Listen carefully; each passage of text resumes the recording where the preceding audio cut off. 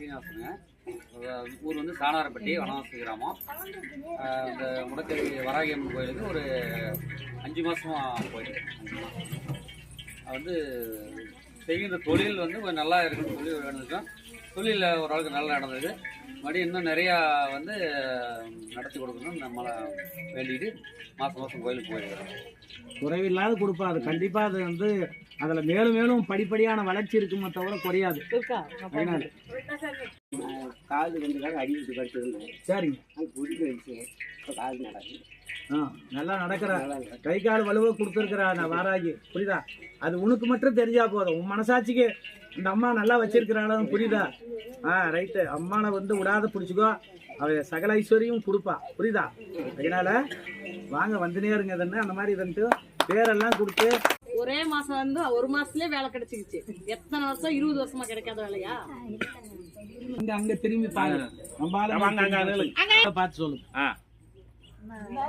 வேலைக்கு போயிட்டு முடிச்சோன்னு சரிங்க, ஒரே மாசத்துல வந்து பரமடாயிடுச்சு.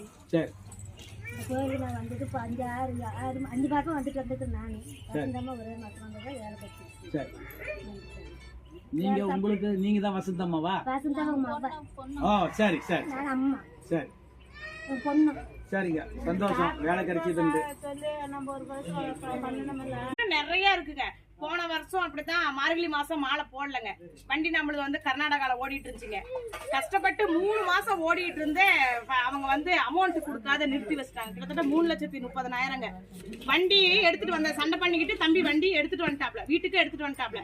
திருப்பி அந்த மாதிரிதான் அப்பெல்லாம் வந்து புதுசுங்க. அப்ப வந்து 1 மாசமா 2 மாசமா தான். அது எதார்ச்சியா தருமபுரியில இருந்து ஒசூர் போகும்போது எதார்ச்சியா ரோட்டு மேலேயே இப்ப வந்து நான் போறேன், சண்டை பண்ணிக்கிட்டு வந்துட்டேன், வண்டி வேற விட்டுட்டு வந்துட்டேன். இப்ப போய் அவங்கள்ட்ட பேசி பாக்குறேன். அதாவது யாரு ஏஜென்ட்டுங்கள்ட்ட பேசி பாக்குறேன், ஆபீஸ்கார்ட்ட பேசி பாக்குறேன். பணம் கொடுத்தா உன் சன்னதிக்கு வர சாமி, என்னால முடிஞ்சது நான் செஞ்சு விடுறேன் அப்படின்னு சொல்லிட்டு போனதுங்க.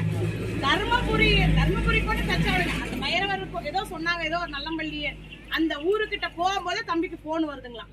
போன் வந்து நாங்க பேசின தப்புதான், ஏதோ வந்து நாங்க ட்ரிங்க்ஸ் அடிச்சுட்டு நைட்ல பேசிட்டோம், நீ கஷ்டப்பட்டு ஓட்டின காசு எங்களுக்கு வேணான்னு 3,30,000க்கு சாமி 3 லட்சமா கையில ரொக்க பணங்க கொடுத்து வீட்டுக்கு அமுச்சு விட்டு துணிமணி எல்லாம் எடுத்து கொடுத்து அமுச்சு விட்டாங்க. அடுத்த மாசமே வந்து வாராகில எத்தனை செலவு இருக்குன்னு கேட்டு 38ன்னு சொன்னீங்க.